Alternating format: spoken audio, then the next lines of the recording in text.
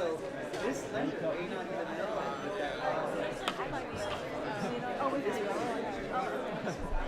that. Jump right in to lecture 2, which I call the natural hierarchy of money. This is a big lecture. This is the big picture of the whole course, basically. The whole course is right here in this lecture. This lecture is going to be online. It's going to be posted in Courseworks. And you won't really get all of it, okay, right now. But you will by the end of the course. And you will go back and you'll read it and you'll say, yes, in fact, he's right. That was the whole course, okay? But why do I do that? Why do I feed you with this fire hose right here at the very beginning?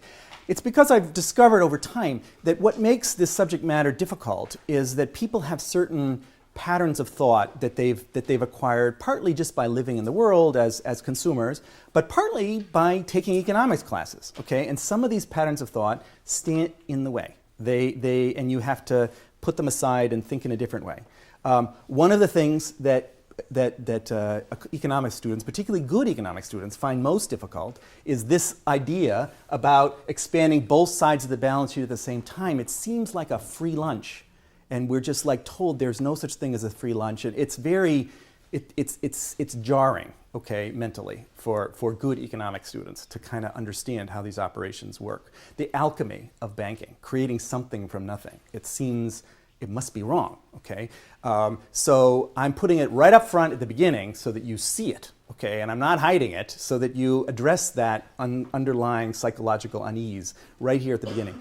Another issue is people are so used to thinking of money as a positive number that seeing it, as a liability of the central bank, okay, on the liabilities is all like just very difficult.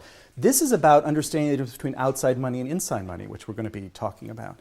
That's another problem. We're also very used to thinking of money as a creature of the nation state.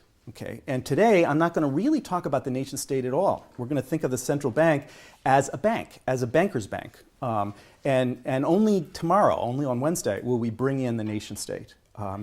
And finally, and that this sort of obstacle, psychological obstacle, it gives me the title of the lecture.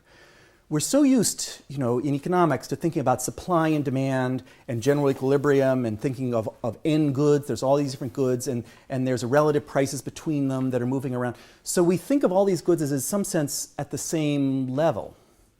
And if you start to think of all the different monetary instruments as being at the same level with prices clearing, you will not really get how the system works. So I'm emphasizing that it's hierarchical. They're not at the same level.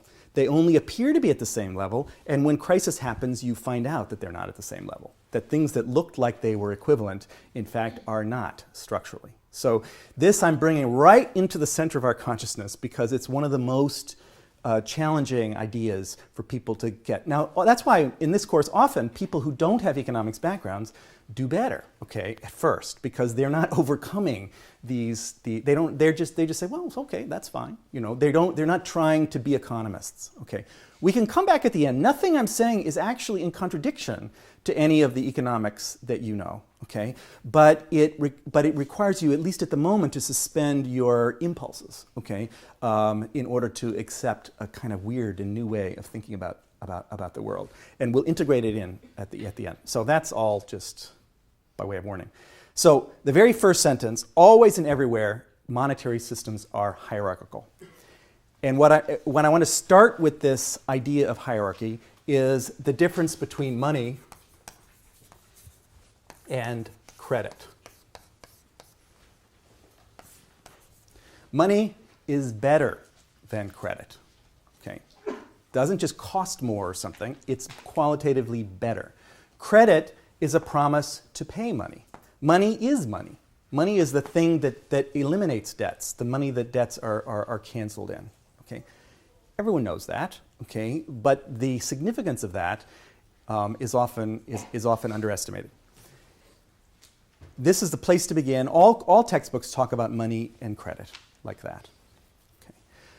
I'm going to, in order to really emphasize the hierarchy, I'm going to add a few more layers, okay? 4 layers in order to show, and there are many more layers than that, just to really build this idea of hierarchy. Let me get myself some more room here.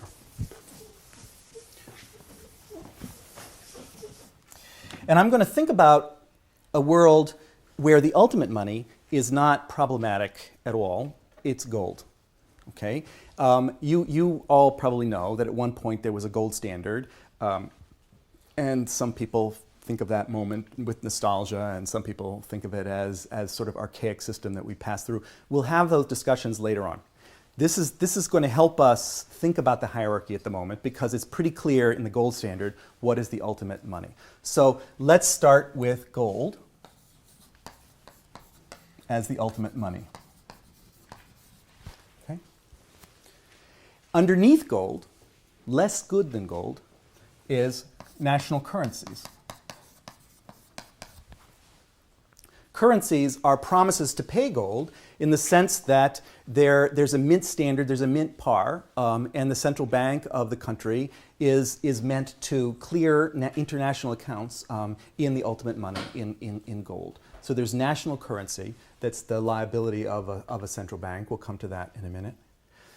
Underneath that are bank deposits. These are private banks that are issuing deposits. Deposits are promises to pay currency, not promises to pay gold. But so ultimately they're promises to pay gold, because if you get currency, you can turn it into gold. So, and then underneath deposits are all other kinds of credit. So we'll just call them securities, but it could also be loans of various kinds here.